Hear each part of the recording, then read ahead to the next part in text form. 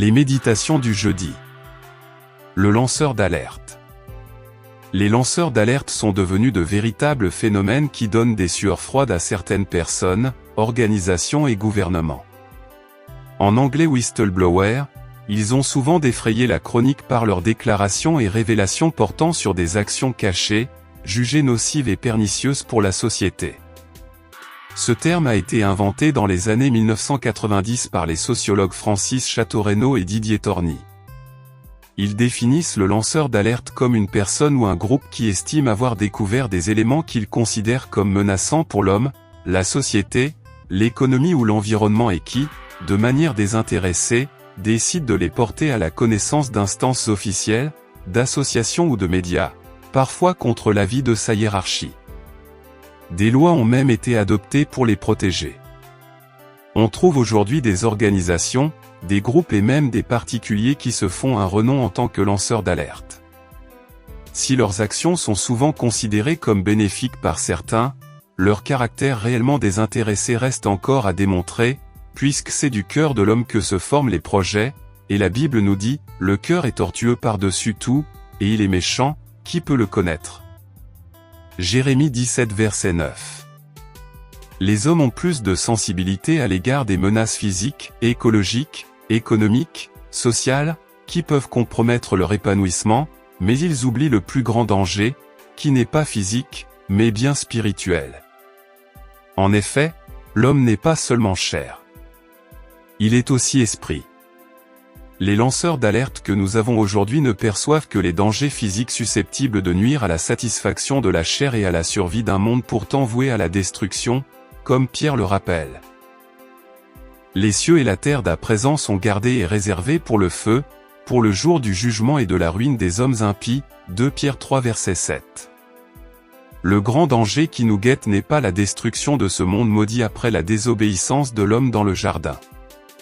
Le vrai danger est plutôt la séparation totale de l'homme d'avec Dieu, qui conduit l'homme directement dans de multiples difficultés, avec pour finalité la géhenne, un lieu de tourment éternel.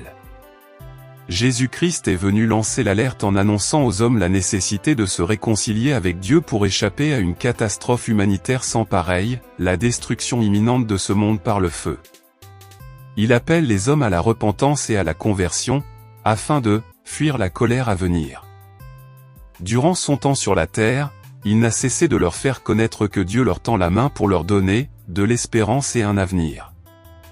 Après sa mort, il a conféré cette mission aux apôtres qui, dès l'aube de la chrétienté, n'ont cessé de proclamer à pleine voix aux hommes, « Sauvez-vous de cette génération perverse » Acte 2 verset 40, car la colère de Dieu vient sur les fils de la rébellion, Colossiens 3 verset 6, c'est-à-dire sur ceux qui refusent d'écouter l'alerte. Les évangélistes, véritables lanceurs d'alerte, ne cessent depuis des millénaires de proclamer dans le monde entier que « le monde passe », et sa convoitise aussi, mais celui qui fait la volonté de Dieu demeure éternellement, 1 Jean 2 verset 17. Le chrétien est pour son temps un lanceur d'alerte. Par la prédication de l'Évangile, il continue l'œuvre de Jésus-Christ qui convie les hommes à laisser le mal et à revenir à Dieu, lui, qui veut que tous les hommes soient sauvés et parviennent à la connaissance de la vérité, 1 Timothée 2 verset 4. La voix de l'évangéliste alerte le monde à se repentir.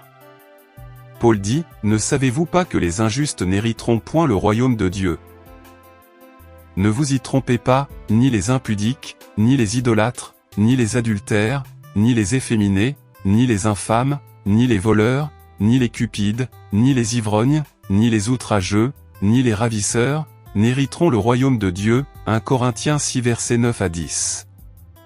Chrétiens, ne cessons pas de lancer l'alerte, l'appel à la repentance. Si cette méditation vous a intéressé, partagez-la avec vos amis. Pour les questions au sujet de votre âme, écrivez au pasteur Tchana Landry. Téléphone, plus 237 677 32 52 81. Ne manquez pas nos émissions sur la radio Jésus-Christ Roi des Rois, en modulation de fréquence sur 95.0 FM à Yaoundé et ses environs.